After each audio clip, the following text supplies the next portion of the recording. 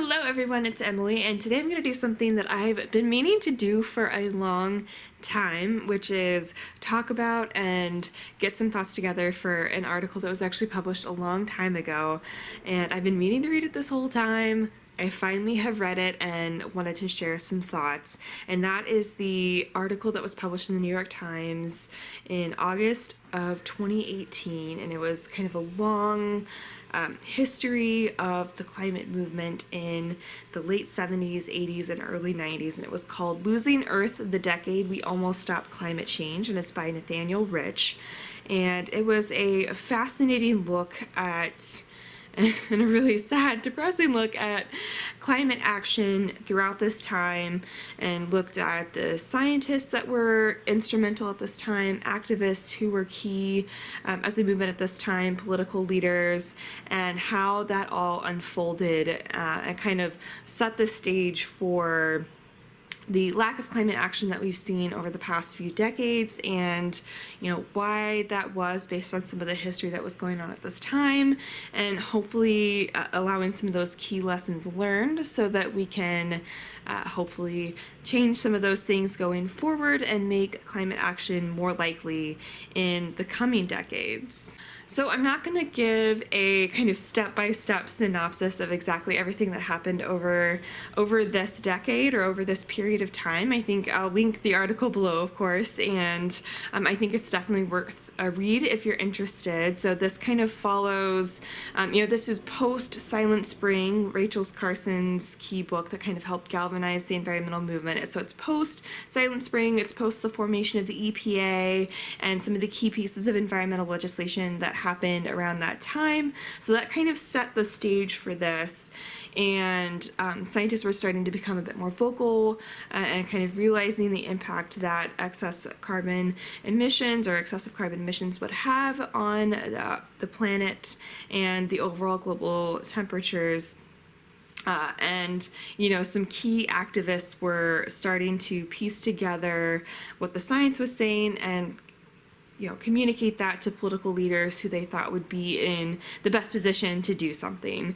And so it's a really fascinating time, and there was a lot going on, and that was kind of the beginning and kind of set the stage. And then it talks about the Carter administration, the Reagan administration, the Bush administration, and kind of what was going on throughout those periods that really culminated in, for example, the UNFCCC, but also the buildup of the disinformation campaign that kind of is preventing things from moving beyond where hopefully they will be soon. So I kind of want to talk about a few lessons learned that at least I got out of the article, and I would love to see if you've read it, if you agree, or what your thoughts were. But one of the things that really stood out to me was how it really came down to a few key people and the interactions between them, both in helping climate action move forward and also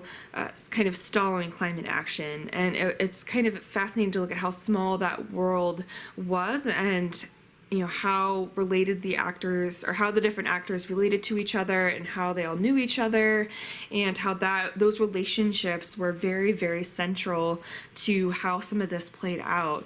I thought that was really, really interesting. Another thing that I really thought about in this article was throughout this entire period, and I think he did a really good job of emphasizing this in the article, that it's going to has taken and will continue to take people from all across different sectors and disciplines to make things happen, from scientists to activists, journalists, storytellers, political leaders, and in each of these, from local level to international level, and all across, we're going to need champions who are focusing on climate change in each of these sectors and spaces to really make things move forward.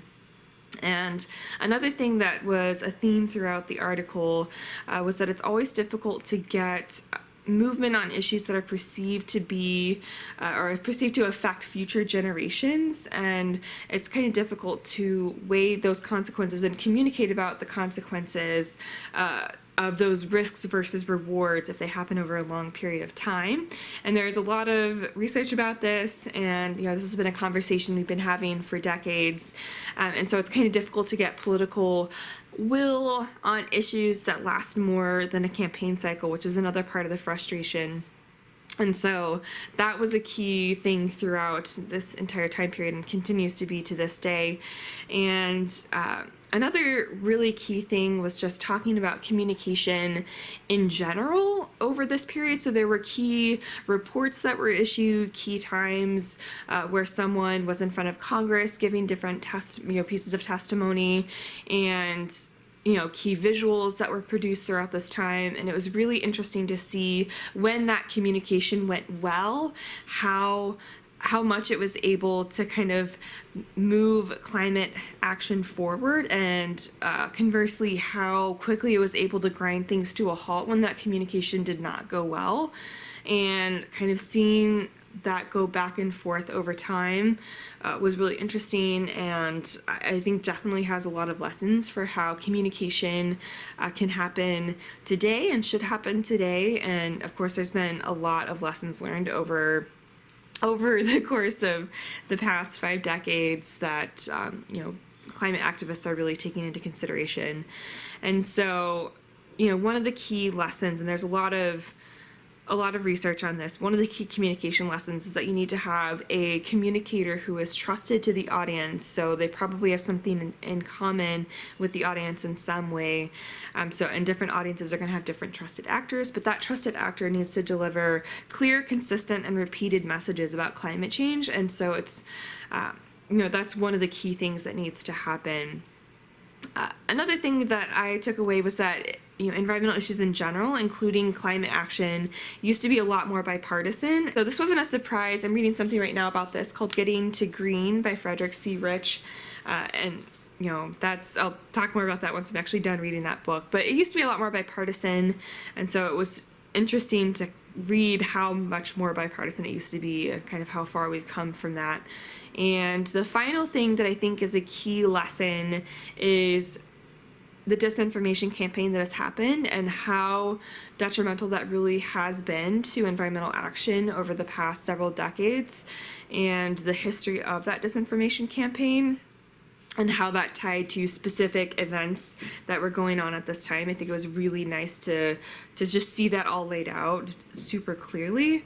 And it can't be overstated how important this disinformation campaign has been, and how that has really made things a lot more partisan. And a key classic book on this is Merchants of Doubt by Naomi Oreskes and Eric M. Conway. And they talk a lot about disinformation campaigns and how they have really moved important movements backwards, not just environmental ones. They talk about a lot of different campaigns in here. For public health and public safety, and how disinformation campaigns have really slowed this down. So those are some of the key takeaways, at least for me, from this article. If you have read this article, let me know what you thought and what you kind of think about those key takeaways, or what your key takeaways were. If you want me to talk more about just the timeline of how things happen and kind of some of the key events that were talked about in this article, and you want me to kind of give more of a summary of what the article said and not just my personal takeaways, let me know. And I, of course, will also have these books linked down below, as well as the article. So yeah, let me know what you thought about this article, and I'll be sure to also link my Twitter and Instagram down below. That's where I like to hang out, and I will also link my Bookish YouTube channel, where I talk a lot about what I'm reading. And yeah, I'll see you in the next one. Bye.